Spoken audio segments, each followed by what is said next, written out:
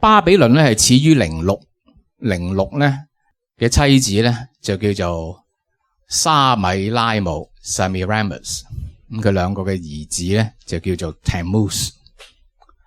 06咧係以太陽神嘅形象，亦都代表權力或者武力，一啲硬嘅實力。沙米拉姆咧係以月神做形象，佢咧係代表宗教或者信仰，我哋所講咧一啲軟嘅實力。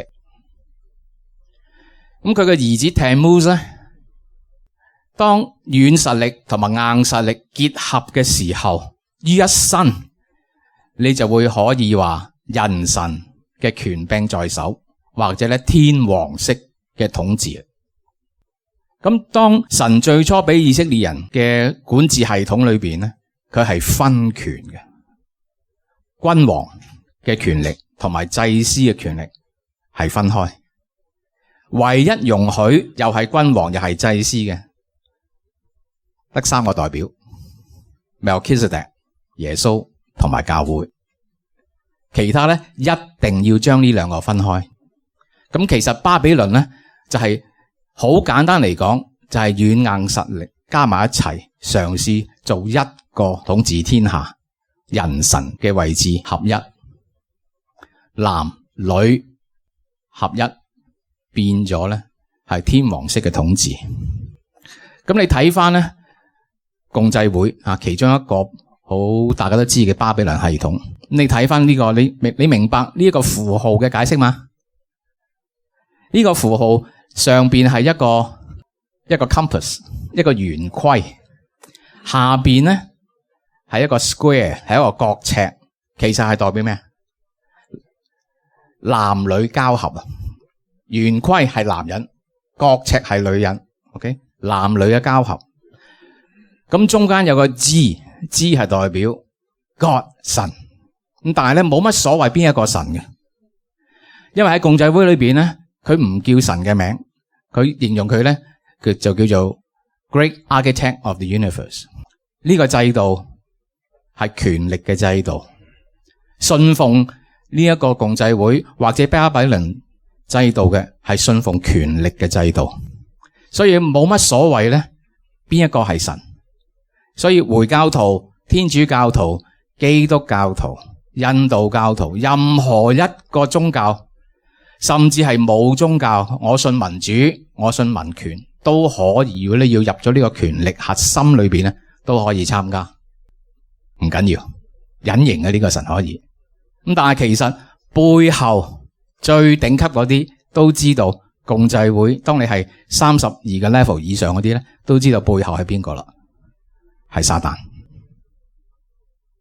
嗱，好簡單講，軟實力、硬實力交配，權力核心，做咗一個咧，可以話人稱佢所有權力能知一切嘅天人合體出嚟。咁中間嘅大祭司咧個名咧叫做 Pontifex Maximus， 咁佢係咧所有宗教嘅橋樑，因為佢係一個權力嘅組織，佢唔理你拜咩神，你只不過買入去呢條橋樑裏邊咧，你就可以得到呢個權力。咁喺香港裏邊咧，滲透最深喺共濟會，喺香港嘅政府系統裏邊咧，就係執法系統同埋司法系統，警察同埋 Justice Department。他必不顧他列祖的神，也不顧婦女所羨慕的神，無論何神他都不顧，因為他必自大，高過一切。他倒要敬拜寶藏的神，用金銀寶石和可愛之物敬奉他列祖所不認識的神。他必靠外邦神的幫助，攻破最堅固的寶藏。凡承認他的，他必將榮耀加給他們，使他們管轄許多人，又為賄賂分地與他們。但以理書11章37節，嗱，有36節開始咧係講末世敵基督，咁喺37節裏邊咧，描述呢一個敵基督咧，佢係拜保障嘅神。其實保障嘅神咧係權力 force 咁解啊，呢個字 Maus 希伯來人保障 Maus 權力咁解。而歸順佢嘅咧，佢會有乜嘢嘢咧？係會將榮耀俾歸順佢嘅人，使他們管轄許多人，又為賄賂分地俾佢哋。咁巴比倫嘅手法係權力、榮耀同埋咧賄賂。正話你講起話香港呢個共濟會入侵最緊要就係響司法制度裏面，點解咁講咧？我想理解下。以前最出名係香港共濟會成員咪楊鐵樑咯 ，Chief Justice 楊鐵樑。咁喺呢個圈子裏邊，亦都好多共濟會嘅人，呢個係清楚知道嘅。司法系統亦都一樣。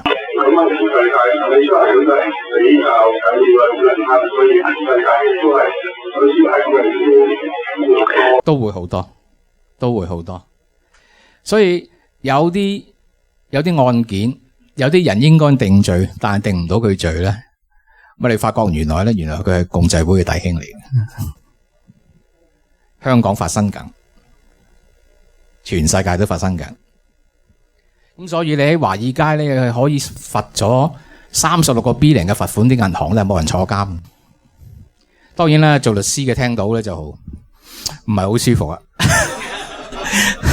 不過律師都有基督徒嘅，我都好多弟兄嘅律師係好基督徒。呢度係後加嘅補充資料。講美國嘅共濟會，我哋當然唔可以唔講美國共濟會嘅大祭司 Albert Pike， 尤其係佢嘅著作 Morals and Dogma， 可以講係共濟會高層必讀。咁喺102頁裏邊呢，就好清楚寫出佢哋拜嘅神呢係 Lucifer， 即係我哋叫嘅魔鬼。呢一個圖呢係 Albert Pike 嘅石像，擺咗喺美國首府華盛頓。Albert Pike 係美國內戰南北戰時間嘅南方嘅一個將軍，而戰敗嘅南方嘅軍官唯一可以有佢嘅石像擺喺華盛頓嘅，就係 Albert Pike 自己。佢嘅位置呢係喺華盛頓首都警察部嘅前邊。如果我哋放大呢個圖去睇，你會見到警察局對面呢係美國聯邦嘅上訴法院，隔離呢就係美國嘅華盛頓嘅高等法院，而整個地區呢係叫做 Judicial Square 司法廣場。呢一度呢，你可以見到共濟會對司法同埋執法系統滲透嘅重要性。我諗下點解巴比倫制度可以迷惑眾生呢？咁要睇翻巴比倫制度，即係其中一兩樣係做得真係出神入化。咁啊，第一樣嘢係錢，錢呢個字 money， 咁咧係法國古字 money 出嚟，跟住係拉丁文 monio 出嚟。monio 咧係代表羅馬時代一個管轄錢嘅神，叫做 Juno Moneta。呢個係眾神之後。咁以前呢個我用聖經分享財經世界嘅時候，好多弟兄都聽過啦。不過有啲新同學未聽過，咁啊容許我重複一下。呢個圖畫背後嗰一間呢，就係拜 Juno Moneta 嘅廟嚟嘅，亦都係最初鑄幣嘅地方。好啦，銀行係拉丁文係 banco， 係代表一個 bench， 一個前台，喺廟宇裏邊找錢嗰啲。信用拉丁文 credo 代表我相信。咁你睇下全世界今日所有嘅財金官員，所有嘅金融系統，都淨係聽住一個講說話都唔清楚嘅女人嘅決定。你又知道迷惑大眾係幾犀利。好啦，第一個錢幣咧係巴比倫做出嚟嘅。咁呢個咧，當時嘅錢幣咧個名叫 shekel。shekel 咧前半部 she 係代表小麥 wheat 咁解。kel shekel 個 kel 字咧係代表一升。當時係農業社會，你收成之後咧，就會將嗰啲農物咧係寄存喺市中心嘅廟嗰度。咁嗰啲祭司收到你寄存嘅穀物之後咧，就會俾收據，同埋咧係一個錢幣 shekel。咁呢個錢幣咧係俾嗰啲人咧係喺祭殿裏邊咧同殿宇嘅妓女咧係行淫嘅。咁佢當時拜嘅神咧叫做 Ishtar 或者 Ashtate 或者 Ashtaroth， 好多個唔同嘅名，錢就咁出嚟噶啦。咁啊睇翻咧銀行制度，頭先講過啦，呢個巴比倫嘅神殿咧喺市中心，係人都信嘅。咁啊啲農民咧收成之後咧，就會將一啲嘅穀物寄存喺呢個殿宇裏邊，方便交易。咁呢個祭司咧就會俾一啲收據。最初開始嘅時間，啲人咧如果我係種小麥嘅農民，我係要換隻雞翻嚟咧，我就攞咗個收據翻去市中心，通常都係市集都喺嗰度側邊噶啦。咁啊俾個收據嘅祭司，祭司咧就俾翻袋穀你，咁呢個穀咧就攞去換隻雞。嗰個雞籠咧唔係即刻用晒嗰啲穀嘅時候咧，又擺翻落廟宇裏邊，就攞翻張收據。呢個制度行咗一段好短嘅時間，個祭司發覺得到，其實啲人咧漸漸就話麻煩得滯啦，就唔再需要將啲穀物搬嚟搬去咧，就將嗰個廟宇俾佢嘅收據咧當錢用去交換。咁啊祭司見到啲人一路喺度交換，用嗰啲收據，但係啲穀物咧就唔係正式要攞出嚟嘅。咁佢諗到咧一條發財嘅大計，就係自己咧就寫好多呢啲收據出嚟咧，就借出去俾人。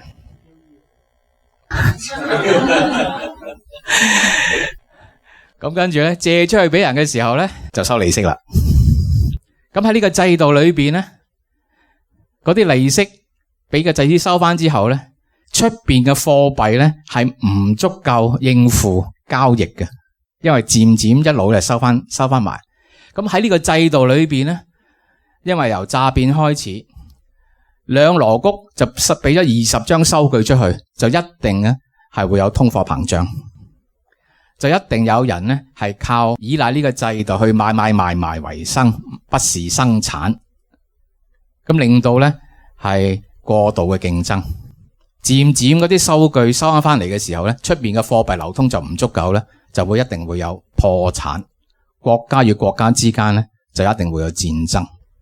所以巴比倫制度裏邊咧，一定有訛騙、通脹、過度競爭、破產同埋戰爭，周而復始。有呢個制度就會有呢啲事情發生。無論你量化寬鬆點樣講法，避免唔到。到今日呢個制度咧，呢啲就係嗰啲收據啦，正式。咁啊冇紙噶嘛，要喺塊泥板度作出嚟。好啦，咁啊今日呢個制度仍然喺度，咁我哋只不過咧係美其名咧，就叫做 fractional reserve banking 部分儲備銀行經營方法，完全冇變。呢個制度由巴比倫開始，咁我哋睇翻但以理書第2章啦。巴比倫之後到波斯。波斯係取得咗巴比倫控制權之後咧，佢連波斯自己嘅首都都搬埋去巴比倫城。呢個制度咧繼續用落去。波斯至到希臘，咁亞歷山大打敗咗波斯之後，又發覺巴比倫城係幾好噶，咁呢個希臘嘅首都咧，仍然都係用翻巴比倫城。一路傳落嚟，咁去到羅馬時代，羅馬時代咧係係佢嘅文化已經係俾希臘同化咗啦。咁雖然羅馬嘅首都喺羅馬，咁但係咧巴比倫呢班祭司咧，嗱記住呢個制度嗰啲祭司咧一定係跟住啲錢嘅。就首先由巴比倫，因為首都唔喺巴比倫喺羅馬，佢哋首先咧就去咗別加摩，由別加摩咧再去到羅馬。咁啊，成個制度喺羅馬咧仍然運行。由羅馬咧就漸漸去到意大利嘅北部，呢個地方叫做 Lombard， 呢啲金嘅商人。由意大利北部嘅 Lombard 咧就傳到去英國。咁你知道英倫銀行嗰區咧，英倫銀行本身就叫做喺 Threadneedle Street 咧，隔離嗰條街咧就係 Lombard Street 啦。嗰度就係金融區啦，係咁樣傳去嘅。咁所以英倫銀行就係咁，亞底米廟又係咁，制度都係咁。咁睇翻英倫銀行嘅印鑑，一邊咧係戰爭嘅工具，一邊咧係豐收嘅穀物。冇錯啦，亞斯他錄啊，豐收嘅城。豐收嘅神，戰爭嘅神。咁你睇翻啦，呢一個巴力嘅名咧，又叫做摩勒，或者咧 Merodach， 或者係 Mars， 或者係 Jupiter。羅馬時代叫 Jupiter， 希臘時代叫做 Mars。咁點解會用個星咧？咁記得講過咧，Planet X 重複出現。因為佢哋係見過，佢哋天文唔係咁叻吓，誤認係 Mars 或者誤認係火星或者係誤認係土星，見到一啲龐大嘅星際物體接近地球嘅時候咧，就驚得要死，實好多災難，所以佢哋就拜嘅時候咧，就用 human sacrifice， 用人祭 ，OK。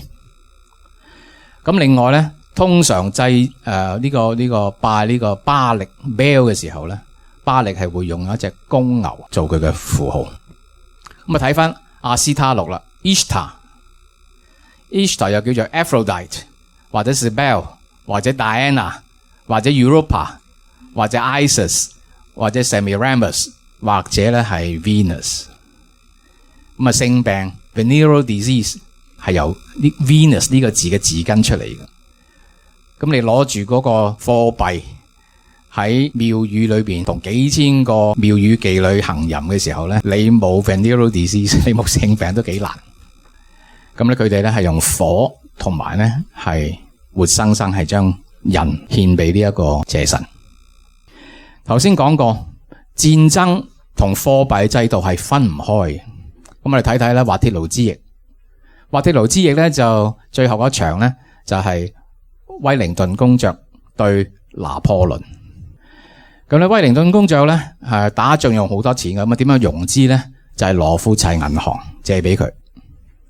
咁啊拿破崙係邊個借錢俾佢咧？另一間英國銀行巴寧。OK。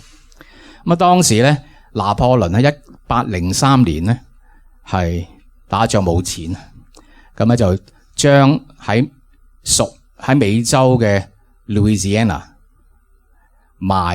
要出賣，咁啊係呢兩間銀行借錢俾佢買咗 Louisiana， 就用啲錢咧同翻英國去打仗。咁呢兩間銀行背後係邊個咧？ Rothschild Bank 背後嘅就係 Nathan Rothschild， 嗱呢一個 Baring 銀行背後嘅就係 Jacob Rothschild 兩兄弟嚟，係借錢俾國家去打仗，令到國家咧係負債累累。所以幾百年前啊，羅富齊家族嘅財富已經多過整個歐洲所有國家嘅總和。到今日為止，差唔多全球嘅財富2/3係佢。咁啊去翻美國啦，咁啊有呢個1蚊美金，咁啊有兩個好特別嘅形象。呢個形象咧係1913年12月3號出嚟嘅。咁我哋放大佢睇清楚，一個係金字塔，一個係隻鷹。鷹咧一邊係戰爭嘅工具，一邊咧係豐收嘅農作物。戰爭之神、豐收之神，冇變。咁啊，睇翻呢個形象叫做 The Great Seal of America。呢隻鷹咧，口裏邊含住嘅係乜嘢咧？一個帶上面係寫住咧 E pluribus unum。E pluribus unum 係點解咧？ Out of many one， 要統一全世界。咁啊，睇翻歐盟成立嘅時候，咁啊，大家都應該睇過呢一個嘅海報啦，係用巴別塔去做歐盟嘅形象。咁佢上邊係寫住乜嘢咧？寫住 Many tongues, one voice。呢度或者我開叉講一講，神俾我哋咧係有7個節期，咁啊中間嗰個咧係叫做五旬節 Pentecost。當喺舊約聖經 Pentecost 係邊一日咧？就係神頒布律法俾摩西西奈山上邊嗰一日。喺嗰一日裏邊，如果我哋數一數咧，人類嘅言語咧已經分開咗有70個唔同嘅方言。咁喺新約時代 Pentecost 係邊一日咧？使徒行傳第2章，當天聖靈降臨，跟住啲人咧就講方言。你係聽到，唔係你嘅方言嘅，你都識了解。其實咧喺嗰一天咧，呢一個咒詛係神拎開咗喺人類上邊。咁所以如果教會係真正合一嘅時候嚟講咧，無論你係邊一個種族、邊一個方言，你都係一家人，都係弟兄姊妹。咁啊，另外咧，喺好多唔同形象裏邊咧，係歐盟咧就仲有，或者個銅像又有，士擔又有。呢個女神 Europa， 亦即係亞斯他錄，佢騎住咩啊？一隻公牛。Woman on the beast。好啦，咁當然唔係淨止英美系統同埋歐洲西方系統啦，仲有一樣嘢出咗嚟咧，就係而家有個機構叫做 Trilateral Commission。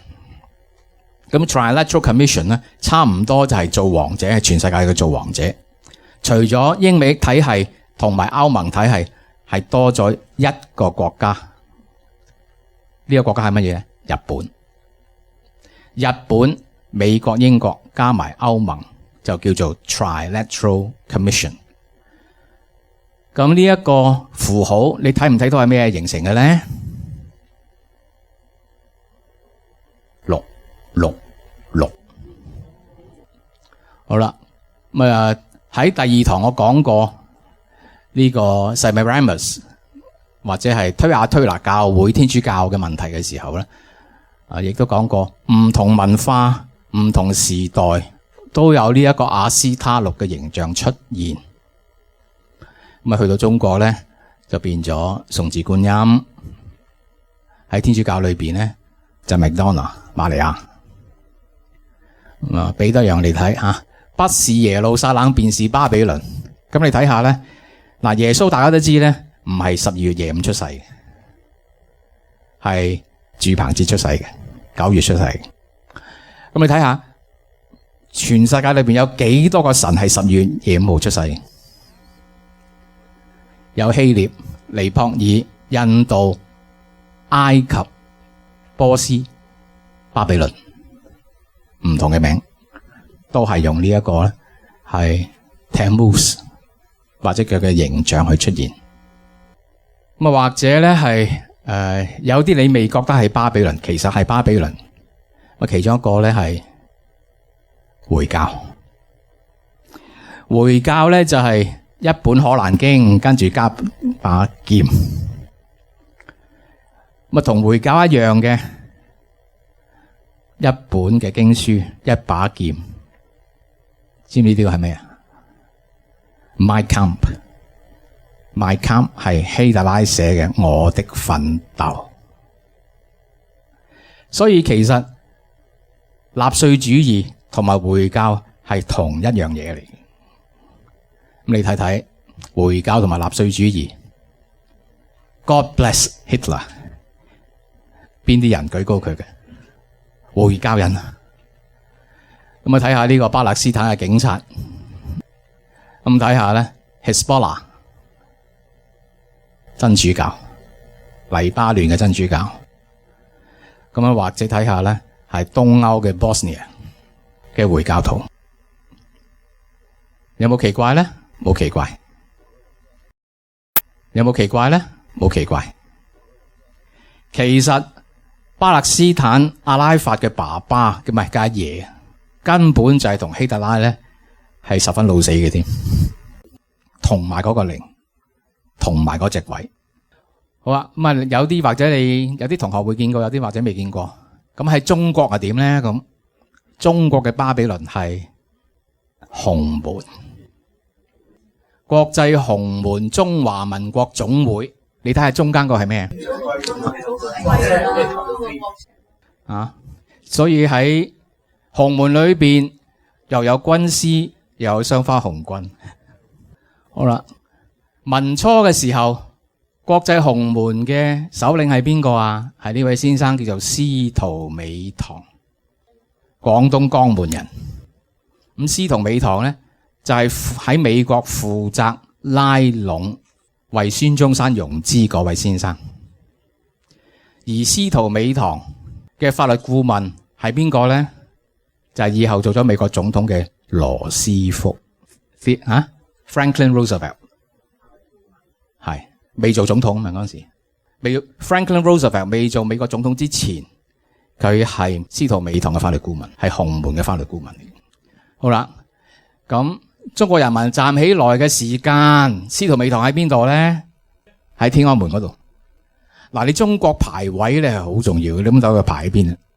所以講巴比倫唔係淨係講倫敦，唔係淨係講紐約，唔係耶路撒冷就係巴比倫，唔係耶穌就係鬼。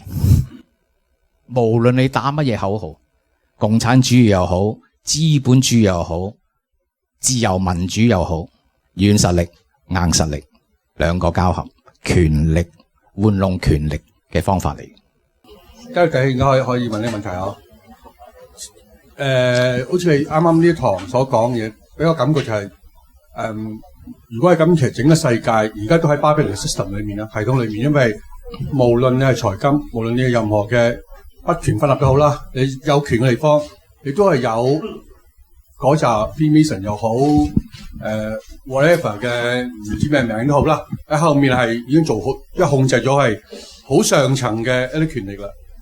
我哋其他嘅人類咧，或者信弟兄姊妹咧，即係如果就咁相比咧，似乎就係呢個耶路撒冷係一個好細嘅地方，巴比倫好大地方，99:1啦。咁一當中我哋都仲係唔知喺邊個位置裏面。係好可憐，因為你可能做緊所有嘅工作，你都係為緊呢個巴比倫嘅系統裏面服務緊。因為你係講緊權力，講緊金錢，講緊所有嘅喺地上生存嘅 elements， 即係你所講嘅地上嘅王就係魔鬼。咁即係我哋就喺魔鬼當中，我哋只係即係當然我哋心係喺神嗰度，即係心在曹營心在牆心在看咁樣，等新道被提日子係咪咁樣咯？唔係耶路撒冷，頭先講唔係耶路撒冷就係巴比倫。咁但係咧，我係好接受一句說話 ：You and Jesus is the majority。但以理一個人呢條冷喺巴比倫成個國家裏邊都做到宰相。聖經有冇講嗰一種叫做國度重建嘅神學咧？咁 reconstruction theory 冇啊！即係話會唔會當我哋基督徒選晒所有基督徒做特首、做總統、做總理嘅時候，呢個世界就會天下太平咧？咁唔會發生。咁我哋嘅任務可唔可以改變到呢一個嘅制度咧？咁我哋係逐個人心去淨化，傳福音，令萬民成為門徒。到最後咧，神話夠鐘審判，我哋就直升機，拜拜。咁頭先好似嗰位弟兄講，咁咪好 negative 咯，即係其實我哋做乜嘢咧都係冇意思喎。即係咁樣，即係好 negative 嘅睇法嚟，我覺得咁樣係因為咧，即係好似我哋啲公民，因為都係睇到一個 good future， 我哋先做公民嘅責任喺個社會裏頭。除咗我哋信仰之外，我做公民責任呢樣嘢噶嘛。如果我哋唔 trust 個 system 嘅話咧，咁變咗我哋好似話投唔投票好咧？咁投嚟出去都係幫咗嗰個鬼做嘢。如果咁講就，即係我覺得係咪有啲平衡點要攞住咧？有啲一個政府係反映嗰個地區嗰啲市民嘅質素。如果呢啲市民係唔需要律法，都以愛出發點去行事嘅時候，呢個地方會係好好嘅地方。當一個政府係差嘅時候，亦都反映當地人民嘅質素係差，因為冇咗鹽，冇咗光。權力，如果你講你睇翻美國所謂清教徒立國基督教立國嘅，幾時開始走樣呢？咁其實美國立國嘅時候，除咗基督教徒入去，另外共濟會同一時間入去。咁當我哋離棄咗我哋嘅神嘅時候，你就會見到百病叢生妖孽出嚟。咁其中喺美國改變最大嘅唔係立法改變，係司法系統，係法官由70年代60幾70年開始去演繹啲法律，係甚至係憲法。譬如呢個 separation of church and state 喺美國，原本嘅意思就係唔俾個別嘅州指定呢個州嘅州立宗教係長老會啊，抑或係天主教啊，抑或咧係聖公會咁解嘅啫。咁由一個法官可以演繹話呢句聖經咧，就係話宗教唔可以影響政治，冇發言權。憲法唔係咁解，你可以去到咁。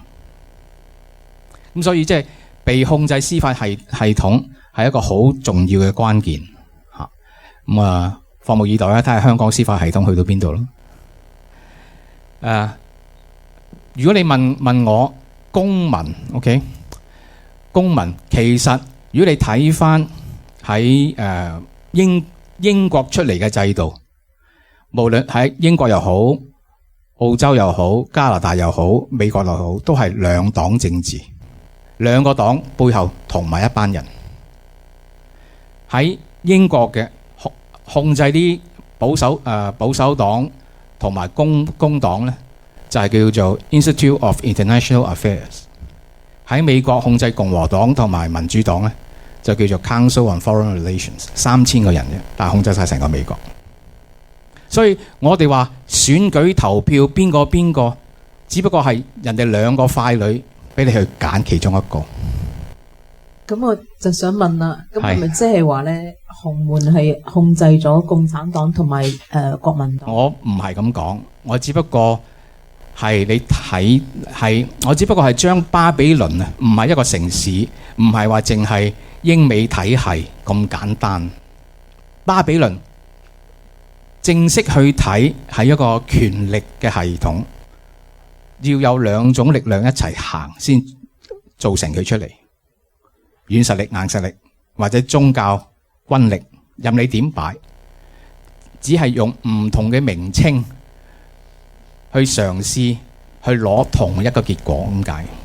所以共產主義又係呢班人，資本主義又係呢一班人。其實共產主義最初出嚟係邊一個俾錢？喺俄羅斯列寧啊、馬克思嗰啲出嚟嘅，咪亞羅夫齊。咁點解呢個洪門又幫孫中山，跟住又企咗嚟呢一度咁樣？咁即係佢究竟 imply 咗啲咩？呢個制度唔係話落重注喺一個人身上邊，係一個過程，中間唔同多次嘅轉變而去達到嘅最後嘅目的，就係統一全世界。所以你只不過見到一個過渡期裏邊一個小配角，到最後因為冇時間，我曾經喺另外一個場合分享過第二次世界大戰嘅秘密嘅歷史，不過咧就唔係今晚嚇，咁啊就會清楚少少。想問一個問題頂，咁巴比倫會唔會係古埃及嘅影子啊？即係以前嘅以色列民都係俾埃及軟勢力同埋硬勢力控制住，直至到佢哋可以被摩西。創世記第9章開始，咁你話幾耐歷史？你話幾耐歷史啊 ？OK， 繼續。好啦，巴比倫系統嘅地區嗱，頭先講過其中一個符號啊，共濟會係其中一個派別，其中一個嘅符號。我用佢嘅原因咧，因為佢好清楚係表達到呢個圓規同埋呢個角尺代表背後嘅力量係乜嘢嘢。咁另外一個符號咧，就係一啲建築物，咁啊中間你見到咧係一支石柱，跟住一個圓有個圓周，嗰支石柱叫做 obelisk， 係代表男性嘅性器官，圓嘅係代表女性嘅性器官。咁呢一個係邊個地方啊？梵蒂岡啦嚇。咁呢一個係咩地方啊？華盛頓啦。呢度咧倫敦。呢度咧巴黎，呢度咧新加坡，呢度咧香港，呢度咧麥加，度度你都見嘅，細心啲你就見到噶啦。OK， 所以我講耶穌非主嘅地區咪就係巴比倫咯。